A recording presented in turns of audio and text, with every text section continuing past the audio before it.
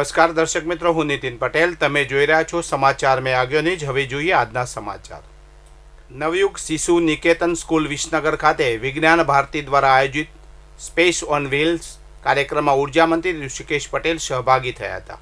મંત્રી Indian space research ઓર્ગેનાઇઝેશનની space on wheels, children research યુનિવર્સિટીની ટોચ ઇનોવેશન એક્ઝિબિશન અને ગુજરાત એનર્જી ડેવલપમેન્ટ એજન્સીની ઉર્જા મિત્ર હોમ-1 પ્રદર્શનની મુલાકાત લઈ પ્રદર્શન અંગે જાણકારી મેળવી હતી. અત્રે ઉલ્લેખનીય છે, વિજ્ઞાન ગુર્જરી વિજ્ઞાન ભારતીનું ગુજરાત યુનિટના ઉપક્રમે તારીખ 8 જાન્યુઆરીથી 6 ફેબ્રુઆરી 2026 સુધી ગુજરાતના 16 જિલ્લાઓમાં શાળાના બાળકો માટે વિજ્ઞાનના વિવિધ વિષયોને લઈને પ્રદર્શન લઈ જવામાં આવી રહ્યું છે. આ પ્રદર્શનમાં ઇન્ડિયન સ્પેસ રિસર્ચ ઓર્ગેનાઇઝેશનની space on wheels, children research યુનિવર્સિટીની ટોચ ઇનોવેશન એક્ઝિબિશન અને ગુજરાત એનર્જી ડેવલપમેન્ટ એજન્સીની ઉર્જા મિત્ર હોમ-1 પ્રદર્શન સામેલ છે. સિદ્ધપુર તાલુકાના વણાસણ ગામમાં 36 ગામ જાગીરદાર પરમાર સમાજના બંધારણ મુજબ એક મહત્વની બેઠક યોજાઈ હતી.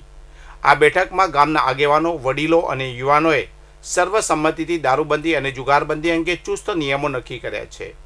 આ નવા નિયમો અનુસાર જો કોઈ વ્યક્તિ ગામમાં દારૂ ગાળશે કે તેનું વેચાણ કરશે તો તેની સામે કાયદેસરની કાર્યવાહી કરવામાં આવશે.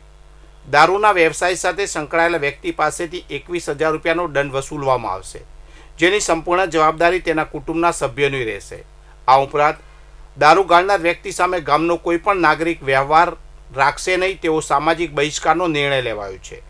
ગામમાં શાંતિ અને સુરક્ષા જળવાઈ રહે તે હેતુથી દારૂ પીને ધમાલ કરનાર વ્યક્તિ સામે પણ કાયદેસરની કાર્યવાહી હાથ ધરવામાં આવશે. ગામમાં જુગાર રમવા પર સંપૂર્ણ પ્રતિબંધ મૂકવામાં આવ્યો છે અને તેનું ઉલ્લંઘન કરનાર સામે કડક પગલાં લેવાની જોગવાઈ થઈ છે.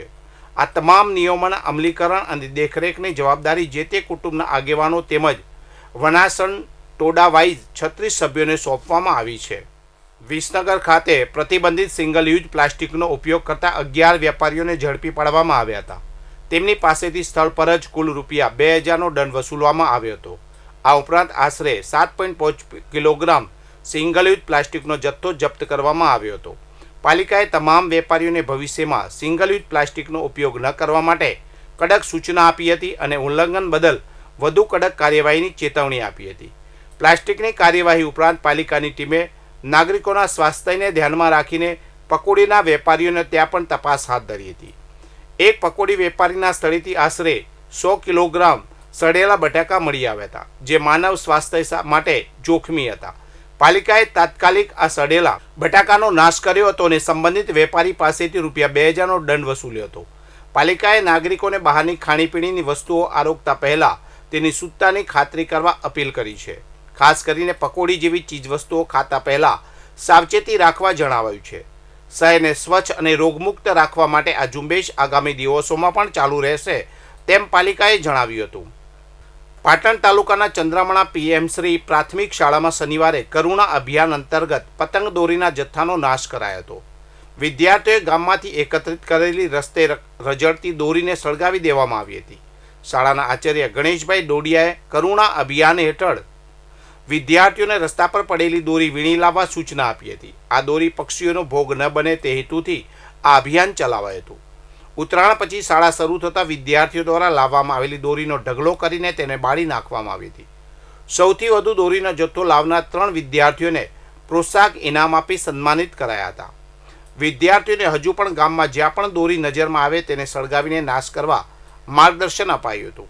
આ પ્રસંગે CRC મૌલિકભાઈ પટેલ, કુણગેર કુમાર શાળાના આચાર્ય ચેતનસિંહ જાડેજા, બલગામ પ્રાથમિક શાળાના આચાર્ય શંકરભાઈ ચૌધરી, શિક્ષકો હિતેશભાઈ પ્રજાપતિ, શૈલેષભાઈ રાવળ, રાજુભાઈ વ્યાસ, કીર્તિભાઈ અને રજનીભાઈ સહિતના મહાનુભાવો ઉપસ્થિત રહ્યા હતા.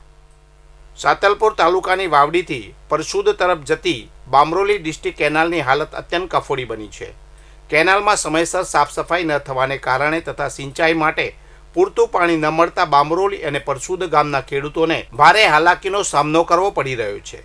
કેનાલમાં જમા થયેલી સેવાળ અને કચરાના કારણે પાણીનો પ્રવાહ અટકી જાય છે, જેને કારણે ખેતરો સુધી જરૂરી પાણી પહોંચતું નથી. ખેડૂતોના જણાવ્યા અનુસાર દરરોજ સવારે કેનાલમાં પાણી છોડવામાં આવે ત્યારે સેવાળ વધુ જમા થાય છે. આથી ખેડૂતોને જાતે કેનાલમાં ઉતરીને સફાઈ કરવી પડે છે, જે જોખમી અને સમય માગી લેનારું કાર્ય છે. ઘણીવાર સેવાળ દૂર કર્યા પછી પણ પાણીનો પ્રવાહ બંધ થઈ જાય છે, જેનાથી તેમની મુશ્કેલીઓ વધુ વધે છે. ખેડૂતોએ આક્ષેપ કર્યો છે કે કેનાલના નિભાવણીની જવાબદારી સંબંધિત વિભાગની હોવા છતાં સમયસર કામગીરી થતી નથી. પાણીના અભાવે સિંચાઈ આધારિત ખેતીને મોટું નુકસાન થઈ રહ્યું છે, જેના કારણે પાક ઉત્પાદન પર અસર પડી રહી છે અને ખેડૂતોની આવક ઘટી રહી છે. બામરોલી અને પરસુદ ગામના ખેડૂતો દ્વારા નર્મદા કેનાલના અધિકારીઓને આ મામલે વારંવાર રજૂઆતો કરવામાં આવી છે.